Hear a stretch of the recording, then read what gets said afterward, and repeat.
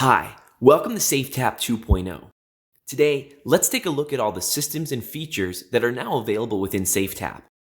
Here on the homepage, you're able to see all the training, tasks, and documents that have been assigned to your account. They're organized into 3 sections. Assigned includes any training, tasks, and documents that have been assigned to you but you haven't started. In progress includes anything that you've began but haven't completed.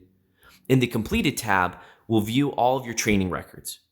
If I click on it, I can see a full list of my training transcript.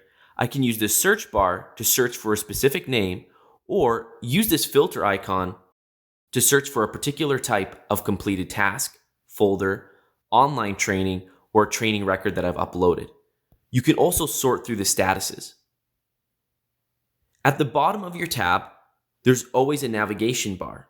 To go back to the home page, simply click Home. The last 2 tiles on our home page include the required and recommended training tiles. This diverts back to your training matrix and based on your role in the company. To see the training that's required of you, simply click on the required training tile and review the list. To gain more information on a training topic, click the green information icon. Here you can see a list of instructions on how to receive your training and a list of the approved training providers. If you've completed one of these trainings, simply click the Add button to upload your certificate.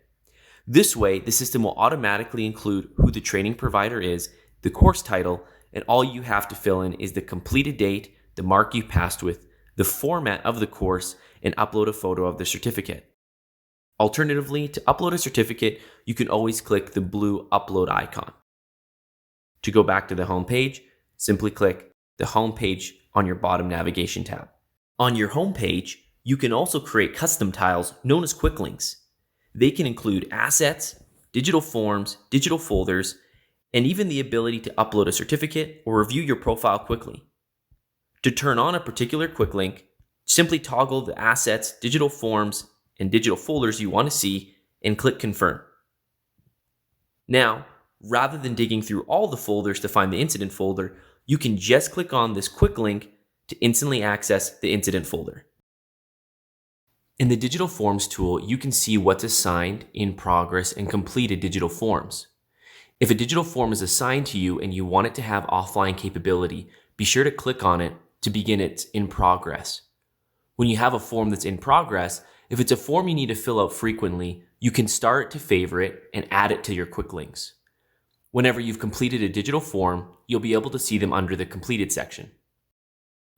Under the Asset tool, all of your assets will be organized into different asset types. Let's use equipment as an example. I can quickly find a piece of equipment by searching it in the search bar or by using the filter icon here on the right-hand side. I can filter through types of vehicles, the status of those vehicles, and the location they reside within the user hierarchy. Don't forget, you can also use your QR code scanner to scan the QR code if there's a QR code sticker on a particular piece of equipment. If you're going to use a piece of equipment frequently, be sure to start it to add it to your quick links. If you want to review the details of that piece of equipment, simply click on it. You can review all the pending forms, forms that are assigned to the vehicle, the ones that have been completed, and all the information, including a picture, the documents like a manual and insurance policy, and all the details like serial number and mileage. You can go back to the previous screen by clicking on the back arrow, or click on this home button to return to the home page of the Assets module. This works on any one of your screens, whether they're folders or digital forms. No matter what module you're in, you'll always have access to the hamburger menu in the top left-hand corner. You can close it by clicking the back arrow. Let's review the contents of the hamburger menu, beginning with the home page, ability to review your profile, the ability to change your language preference, proof of documentation for your driver's compliance, a help section so you can access phone numbers and emails to request help, the ability to upload a training record, and depending on your role within the company, the ability to verify certifications. This is also the page where you would log out